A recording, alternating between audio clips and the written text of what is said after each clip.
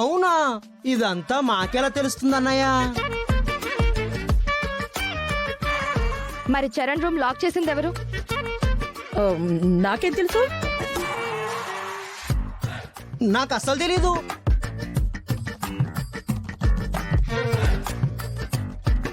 సరే అన్నయ్య, ఇప్పుడు ఏమైంది? ఇప్పుడు వెళ్ళు. రేడియో స్టేషన్లో ప్రోగ్రామ్ ఆల్రెడీ జరుగుతుంది కదా. ఏంటి జరిగేది? ప్రోగ్రామ్ టైం ఆల్రెడీ అయిపోయింది. ఈ పాటికి వీడు కలవాలనుకున్న అమ్మాయి ఎప్పుడో వెళ్ళిపోయి ఉంటుంది.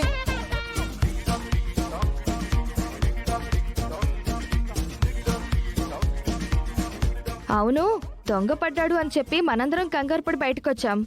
పల్లవి ఏది?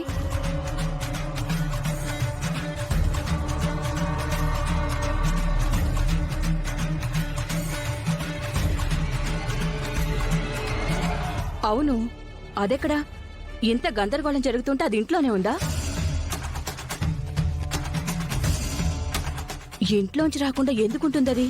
రాకుండా ఎవరున్నారు?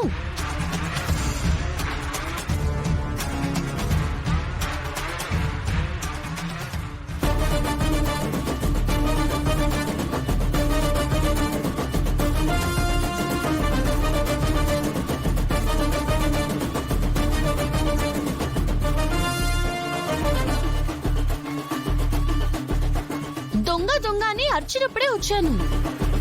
మరి నువ్వేం మాట్లాడలేదేంటి? అంటే అందరూ మాట్లాడుతున్నారు కదా, నేను కూడా ఉన్నానని ఒక డైలాగ్ చెప్పడం ఎందుకని నేనేం మాట్లాడలేదు. అయినా మీరేంటండి బాల్కనీ నుంచి దూకడం ఏంటి? ఈ టైంలో దొంగచాటుగా బయటికి వెళ్ళడం ఏంటి? దొంగ అని వీళ్ళంతా పట్టుకోవడం ఏంటి? దీన్నే బ్యాడ్ టైం అంటారు. అసలు ఇంతకీ ఎక్కడికి వెళ్దాం అనుకున్నారు? ఎఫ్ఎం లో ఎవరో అమ్మాయి ప్రోగ్రాం వస్తుందంటమ్మా. ఆ అమ్మాయి గొంతు విని వీడు ఫ్యాన్ అయిపోయాడంట.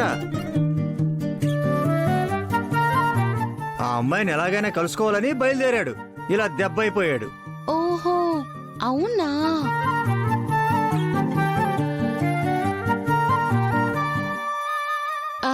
సర్లేండి, ప్రోగ్రాం రోజు వస్తుంది కదా, మీరు ఇలాంటి రిస్కీ షాట్స్ చేయకండి. ఇంట్లో వాళ్ళే కాబట్టి దొంగ దొంగ అని ఊరుకుని కొట్టకుండా మాట్లాడాలి. ఈ అరుపులు విని చుట్టుపక్కల వాళ్ళు కూడా వస్తే, తలా ఒకటి బాధేస్తే అప్పుడు మీ పరిస్థితి ఏమయ్యేది?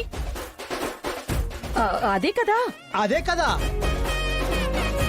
సర్లే, ఆయన ఆ అమ్మాయి ఎవరో తెలుసుకోవాలనుకుంటే రేడియో స్టేషన్ కి ఫోన్ చేసి ఆ అమ్మాయి పేరు డీటెయిల్స్ అడిగితే ఇస్తారు కదా.